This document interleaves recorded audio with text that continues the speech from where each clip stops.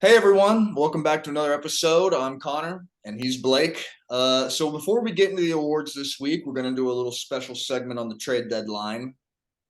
Pretty crazy deadline, man. I mean, what are your thoughts? My team was very active on the trade deadline. I know you can't relate, but Never can. I have all of them written down because there's no way in hell that I would remember all of these trades. Um, we'll start with the Bears, I guess, because that's what we focus on a lot, Bears and Packers. Uh, we don't have Roquan Smith anymore. Oof. I like the trade because a middle linebacker doesn't win you games. Um, we got him for a second round pick and a fifth round pick, and we actually turned that Ravens second round pick into Chase Claypool. So we Hmm. basically traded Roquan Smith for Chase Claypool and a Ravens fifth round draft pick. I I'm okay with it, I guess. Like I said, it's hard to trade away your best player.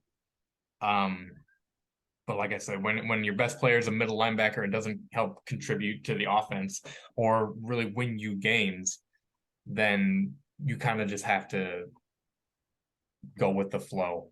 Right. We got a weapon for Fields now, so hopefully we'll have less dropped passes. But for any Bears fans that are complaining out there, we have a great history of Chicago Bears defensive linebackers. Brian Urlacher, Roquan Smith, now Singletary, Butkus, Doug Buffon. All these guys are great. How many rings have those guys gotten us all combined? One. We're moving forward into the modern era where we're trying to build an offense and we have a quarterback that we can build around and we got a big bodied receiver to throw to now. What are your thoughts? It's weird because it's like you're saying, it's like the Bears are kind of trying to change their identity here, getting rid of Roquan Smith, and trading Robert Quinn as well. I think you can kind of see the making, and it's weird because you see those two moves and you assume like, okay, this is what people thought the Bears were going to be, and trade now mode, get assets, we're rebuilding, let's see how it goes. Mm-hmm. But then they get Claypool, so it tells me, I don't know what the hell it tells me because it's like on one end you're sitting here thinking, okay, they're retooling now and expecting to make the jump next year, but at the same time, you guys are already a defense that just gave up, what, 40 points to the Cowboys, and now you guys get rid of arguably your best guy. It's like you So I guys have an think, offense now for the sake of your defense, I guess. yeah. So I think what this is, I'm not in the front office, obviously. I don't think I am. But I think the plan going forward is to lose every game 40-30 and have Justin Fields ball out. Let's get a top five draft pick. That sounds like a pretty good plan. Yeah, on paper, but then it's like, what do you Yeah. guys do next year when you can't stop teams from scoring 40 every game? Well, what does Buffalo do? They just keep scoring. Well, I guess, but if you think that you guys have a Buffalo style offense, you might be in for a Oh rude yeah. awakening. That's far away. You know what I'm convinced that this move is? Just a big middle finger to the team up north. Oh, you guys want that guy for a second round pick because it might help your season? No, it's ours. There were plenty of other receivers you could have gone out and gotten. Calvin Ridley, you could have traded for. The Jags traded for Calvin Ridley. You could have traded for DJ Moore or any one of the four crappy Denver receivers. Well, that's us. We don't like to go after anybody in this league ever. It appears. And maybe what has been for me maybe the most go out and get somebody year I've ever seen. And Chase Claypool, it was somebody that I was honestly talking about in the days approaching this trade deadline because I thought to myself, yeah, second round pick for a wide receiver who's not necessarily proven but might be able to make a dent in this team right away. It seemed like a must have. And then he goes to the Bears. So the one thing I didn't really want Chase Claypool. If we were gonna go out and get a wide receiver, I would have rather had DJ Moore because he's had several 1,000 yard seasons. Chase Claypool had an incredible rookie year. I think he had like 1,600 yards in his rookie season. But then every year after that, he's visibly regressed. And I'm hoping that's because he had Noodle Arm, Big Ben back there, and Trubisky. So I'm hoping that's the reason why he's regressed. I think Justin Fields is better than both of those guys, albeit physically, if not, professionally. You know what I mean? Your explanation makes me so mad. You know why? Because Why? that's the same explanation that I gave myself just a few days ago when I was telling myself that Claypool would be worth it. I was like, you know what? He's had an old, washed up Big Ben throwing him the ball. This year he has what, Trubisky and Pickett throwing him the ball. Definitely a guy to spin the tires on. Like Yeah. literally, that is exactly the reason why I thought we should trade for him, but we didn't. So have fun with them. Good luck with them. I hope he pans out. If he doesn't pan out, well, we still have a second round pick. We have our original second round pick. So that's something that we can still kind of look back on and be like, okay, well, we didn't really waste much of anything. Well, and Uh, now I guess you guys don't really have to focus on wide receivers in the draft, you know? we could, but yeah, it's not necessarily a need anymore. I'd say fixing the offensive line in the first round or second round is definitely a need. But Well, if and we now do, getting some key defensive parts, I'd think. yeah, defensive tackle for sure. I've seen a bunch of mock drafts have us taking Brian Breeze. I already mentioned Calvin Ridley to the Jags. Some other big names. The Broncos traded away Bradley Chubb to the Dolphins for a first round pick this year, a fourth round pick next year, and Chase Edmonds. So they got another running back to replace Melvin Gordon, who was replacing that guy who went down, who I can't remember, Javonte Williams, who was a beast, who tore his ACL. Dolphins got Chubb and a fifth rounder in 2 years. Okay. One trade that really confused me was Detroit trading Hawkinson to in division to the Minnesota Vikings. It seems like they're in cahoots because they traded during the draft and Vikings traded back. Detroit traded up to get Jameson Williams, and now they're trading again for another weapon. I don't even know if I'm Hawkinson is. convinced. Well, sorry to interrupt. I'm convinced that everyone in the North only hates the Packers, and right We now it's do. just We like, do. screw it. Like We screw it. do. We don't even care that it's the Vikings or the Lions. Just here, take them. As long as it's not the Packers getting them. Mhm. Which also adds to my point about the Bears just getting Claypool to send a big middle finger to the Packers. So Hawkinson went to Minnesota for a second and some change, and the Vikings basically got Hawkinson and some change. So practically, you traded a second round pick for TJ Hawkinson, who's a decent tight end, but definitely not worth a second round pick. I don't think so either. I don't think so either. You know, it is one of those things though where I guess if he stays healthy, it could be a boost to the Vikings. You know, it just kind of adds on to their already pretty dangerous passing attack. I don't know. It's definitely weird though to see two teams inside the division really kind of making a deal like this. Yeah. And not for like a backup defensive end or like a depth player. No, I mean Hawkinson was arguably one of their best offensive weapons. Yeah. A couple more trades. Jeff Wilson went to Miami. William Jackson III went from Washington to Pittsburgh, and Nyheim Hines went to Buffalo. Some guys that didn't get traded that I thought were going to get traded. I honestly thought David Montgomery would be traded to Buffalo. That seems like a really good piece to move on from with Khalil Herbert, and Montgomery is about to be in a contract year. Yeah. Brandon Cooks didn't get traded. We already talked about DJ Moore, and we already talked about all the Broncos wide receivers all stayed put. Yep. So that's pretty much it for the trades. Not as many as there were last year, I think, but there were still just as many noteworthy big player trades as last year. Right. Well, and you know, to segue to my disappointing franchise, I think one of the main talking points of this trade deadline is the lack of trades coming from the Packers, which, you know, to Packer fans is no surprise whatsoever because it's the same thing every single year. It was this shit with Odell last year. It's always the same stuff. Brandon Cooks, we have been interested and in the conversation for Brandon Cooks since he's been in the league, for God's sakes. It feels like there's not a season that goes by where we're not in the conversation for Brandon Cooks. It's never going to happen. I don't understand this front office's lack of aggression in the trade market. I don't get it, man. But the one thing I will say, and you can back me up on this because I've been saying it for the couple days, I'm not surprised. I'm not surprised at all that we didn't pick anybody up. I was telling you that I figured we weren't going to pick anybody up because we never pick anybody up. And here we are. The trade deadline has passed, and we have added nothing to our 3-5 dog shit team. So, woo! Blow pack blow. Yeah, to say the least. We're going to transition into our awards now. So winners, I got Seattle. They finally knocked off the powerhouse New York Giants. That's a tough team to beat. Yeah. But I mean, if you watch the game, it wasn't too exciting. It was really back and forth. Seattle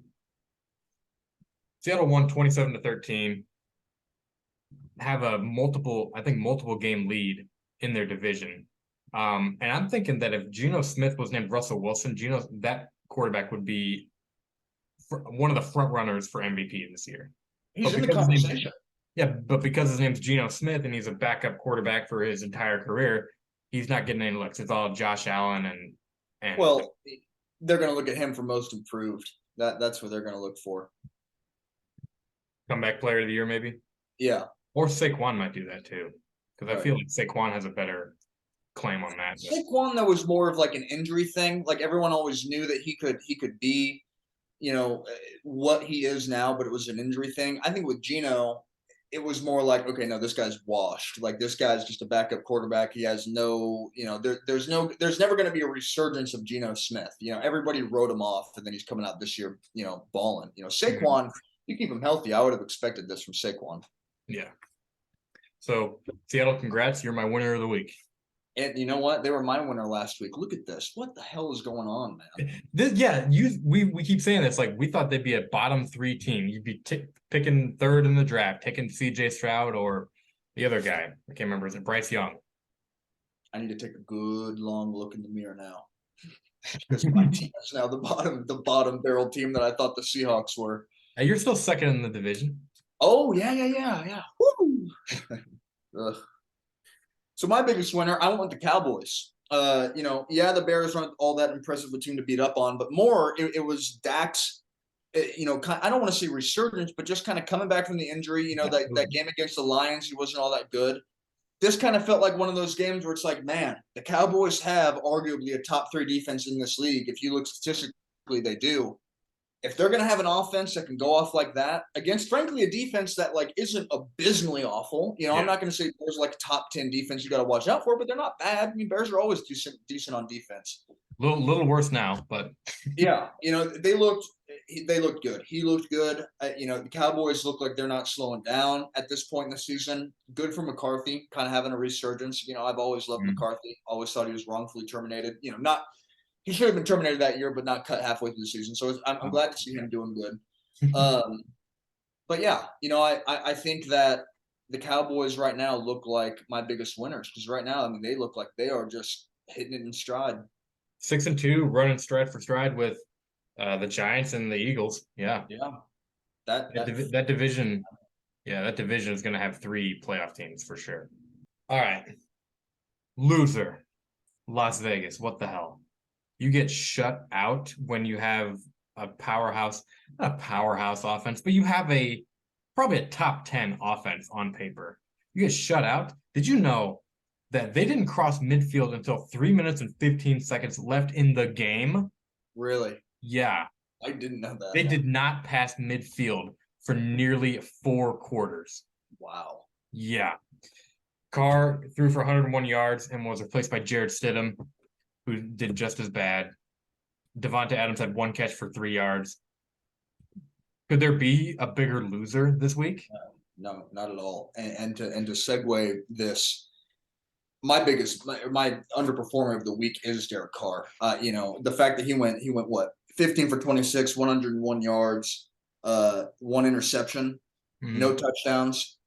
And then you got to mention the fact that Devonta Adams, 1 catch, -1 yards. I mean, holy crap, what an abysmally awful game. I just don't. I mean, Derek Carr might be the prime definition of back and forth. I think the Raiders running back Josh Jacobs had like 40-something yards rushing, and then literally everybody else that had a rushing stat was negative yards. Derek Carr, whoever the backup running back is, whoever maybe did an end around, or maybe a fullback, everybody had negative rushing yards. I don't understand how that, I don't think this team is necessarily playoff contender good, but I don't understand how you can lay an egg like that against a They're team like one and this. six. They're one Yeah, and six with this roster. yeah. But like I said, though, this team, hell, that entire division was predicted to be, oh my God, watch out for, the Chiefs, Chargers, Raiders, Broncos. They're all going to, talk about the most dangerous division of football. I mean, my God, all these teams look terrible. Like, Yeah. and also I got to mention too, my surprise player of the week is Andy Dalton. I mean, to come back, from sitting on the bench for a while, now he's running the course. I know he started last week as well. 22 for 30, 229 yards, 2 touchdowns, no interceptions in a 24-0 win over the Raiders. That's pretty damn good for a guy who, is more or less in the back half of his career. Everyone's kind of looking at him now at this point as a career backup. A game like that will get you a spot as a career backup. That's for sure. Yeah, he hasn't worked his way back into a starting position by any means, but yes, a career backup. He'll turn into like a Joe Flacco probably. Right. His career. Which honestly is probably the greatest job on earth if we're being honest here. You get to sit on the bench and make millions of dollars. My surprise is another quarterback that balled his ass off. Taylor Heineke, dude. His last second Hail Mary to Terry McLaurin. Dude, it's just this kid is so much better than Carson Wentz. Yeah, he's number 2 on the depth chart. Yeah. And honestly, going into the year, I thought that, like, why would they trade for Carson Wentz when they got somebody who's literally, like you said, better than Wentz? At most, you could argue he's equal to Wentz. Yeah. Like, I mean, I think Heineke, and that's why I was saying before we played the Commanders, I was a lot more afraid to play Heineke than I was Wentz. I think, Heineke actually has some legit talent. Yeah, what is he, 2-0 since he started this year? 2-0? Yeah, well, and even if you just consider some of his previous, like, because he started that whole season and then that game against the Buccaneers in the playoffs and whatnot. And, he almost beat Tom Brady in the wild card round. Yeah. I mean, Heineke has always shown flashes of being a really good quarterback. It just seems like he can't get, I'm going to say get a team, but more like he just can't get the Commanders to really commit to him. Yeah. So you already said your bum was Derek Carr. Mine is Eddie Pinheiro. Do you know that man? You should, because he missed 2 game-winning field goals. That Carolina-Atlanta game was actually really entertaining. Now, you could blame DJ Moore for catching a 60-whatever yard touchdown pass to seal the win, but then taking his helmet off. Yeah. And getting a flag and pushing back the PAT to make it like a 40-something yard field goal. But I think I know what you're going to say. It shouldn't have been penalized because he was technically off the field. But, the refs never get anything wrong, right? Refs are godly, untouchable beings. Yep. Never making a mistake. But you could almost put both DJ Moore and Eddie Pinheiro in this list. But, man, you had a chance to win the game. And, yeah, 45-yard field goal is difficult to make. And I don't fault you for that one. But when you miss a 30-yard field goal in overtime to win the game, you're on the list. Yeah.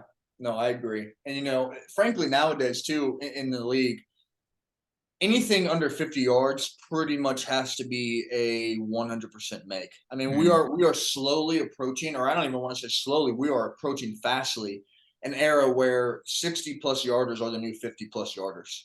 I mean, anymore, if you're a kicker in this league, it's no longer, hey, this is a 50-something yard field goal. Do you think you can make it? It's, hey, this is a 55-yard field goal. Get out there, make it. I mean, there's too many players in this league that are hitting 60-plus yarders at this point. I think people are taking it. I think people are underestimating how good NFL kickers are and how bad some teams have it.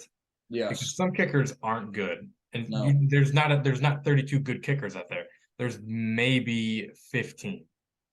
And there are some teams that just cycle through kickers. Yeah.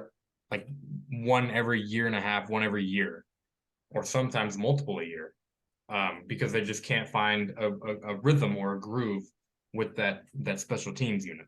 Yeah. And Eddie Pinheiro, I think, is in his first or second year maybe with Carolina. So he should have a decent kind of rhythm with these guys. So on to player of the week, right? Mm-hmm. So for my player of the week, man, I got King Henry. I mean, my God, he's showing 219 yards, 2 touchdowns. I mean, he just seems like he's back to being a bulldozer again. Yeah, I Mhm. know they only played the Texans. Still impressive though that he's coming back and is looking like his former self. And I will always give credit where credit is due for King Henry. So let me put this stat out there. Derrick Henry has the most games with 200 plus yards and 2 touchdowns. He has 6 of them. The next best player is Derrick Henry against the Jaguars with 4 200 plus yard games and 2 touchdowns. If you take, if yeah, so the next actual player is Jim Brown, LT, and Barry Sanders. They have 3. So if you just took away, if you just look at Derrick Henry's games against Jacksonville, he has the most 200 plus yards, 2 touchdown games in NFL history, but he's got 2 more. So he doubles other Hall of Fame players. These guys they're in the Hall of Fame. Yeah. I don't know how much I could say. But yeah, he's also my player of the week. Now, this was a really good week for teams, for players. I mean, I wrote down several names. Tony Pollard had 3 touchdowns. Christian McCaffrey had 3 total touchdowns, one through the air, one on the ground, and one through receiving. Right. AJ Brown had 3 touchdowns, and Devontae Freeman had 3 touchdowns. All those guys were on my list until I saw the Derrick Henry stats, and I was like, okay, I have to give it to Derrick Henry. So Tony Pollard, Christian McCaffrey, AJ Brown, Devontae Freeman, you guys are runner-ups, but almost bow before King Henry. Dude, okay. Really quick. Sorry, folks, kind of sloppy here, but we're getting it under wraps. I forgot to say my biggest loser. My biggest loser this week was the Rams, simply because I feel Yeah. like this is a prime example of a Super Bowl hangover. I mean, my God, for them to essentially win the Super Bowl, come out, lay an egg against the 49ers, they're 3-4 now. They don't look like a very good football team. They're my biggest loser of the week. You could say the same thing for Cincinnati since they nearly got shut out on Monday night, but they ended No. up scoring, I think, 2 touchdowns at the end to make it a more respectable loss. Yeah. But if you're watching the game, they were shut out for a majority of that game, and they were getting Yeah. toasted.